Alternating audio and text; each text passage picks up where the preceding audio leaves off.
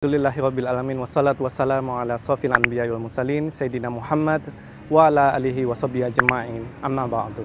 Assalamualaikum warahmatullahi wabarakatuh. Alhamdulillah, kita panjatkan puji syukur kehadirat Allah Subhanahu wa Ta'ala atas nikmat yang diberikan kepada kita, terutama nikmat Islam, nikmat iman, nikmat umur, dan nikmat kesehatan.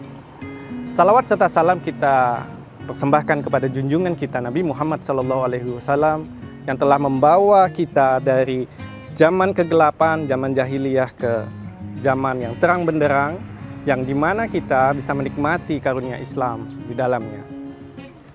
Baik saudaraku, kaum muslimin dan muslimat, so'imin so'imat, rahimakumullah. Dalam kesempatan yang berbahagia ini, saya ingin berbagi sedikit ulasan mengenai apa yang harus kita refleksikan di penghujung bulan suci Ramadan, sehingga di 11 bulan berikutnya nilai-nilai yang ada di bulan suci ini bisa tetap wujud.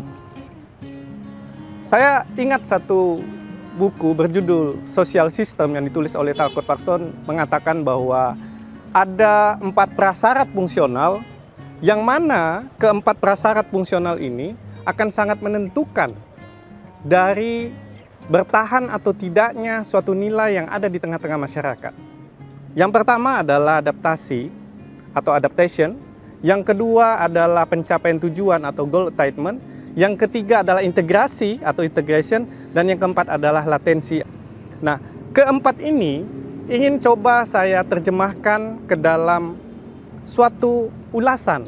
Mungkin tidak nilai-nilai ini bisa kita wujudkan kembali di 11 bulan berikutnya.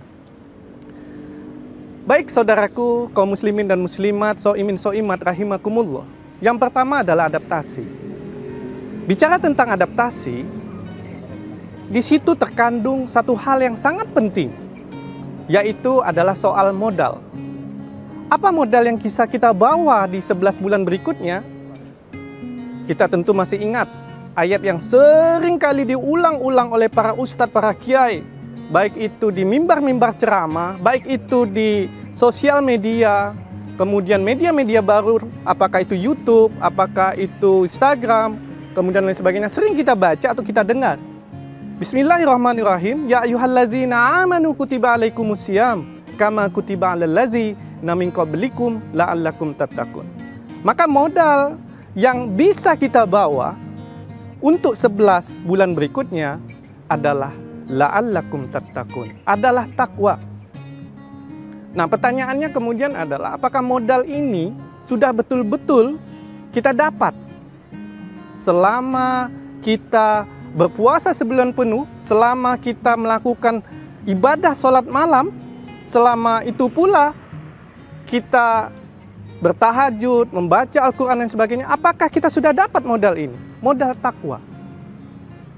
Kalau seandainya modal ini tidak kita dapat, maka yang terjadi di 11 bulan berikutnya mesti adalah disfungsional, yaitu pengulangan-pengulangan rutinitas kita seperti biasanya sebelum bulan suci Ramadan yang minim sekali nilai-nilai religiusitasnya. Saudaraku, kaum muslimin dan muslimat, so'imin so'imat, rahimakumullah. Kemudian yang kedua adalah bicara tentang pencapaian tujuan atau goal attainment.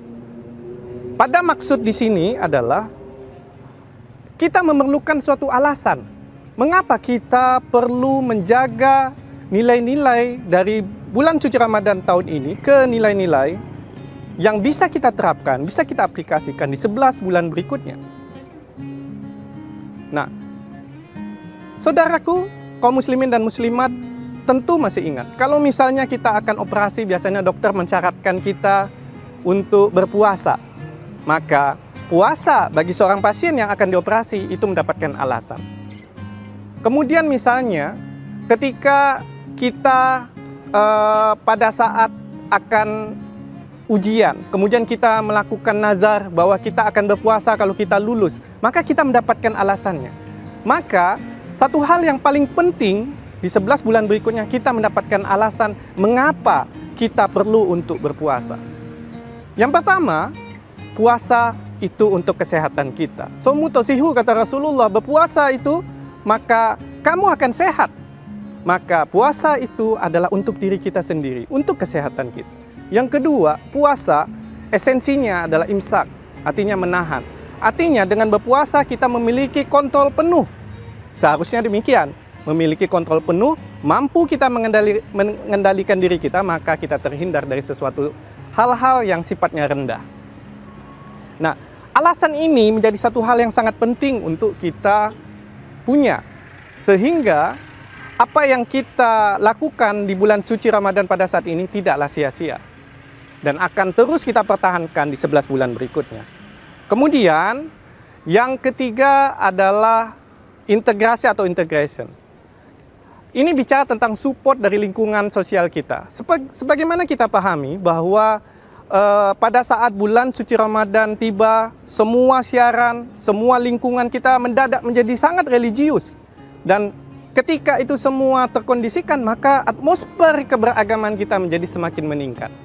Nah, alangkah baiknya ketika di 11 bulan berikutnya ini tidak hilang. Sehingga atmosfer yang demikian religius tadi bisa tetap mempertahankan semangat kita untuk beribadah sama seperti bulan suci Ramadan ini.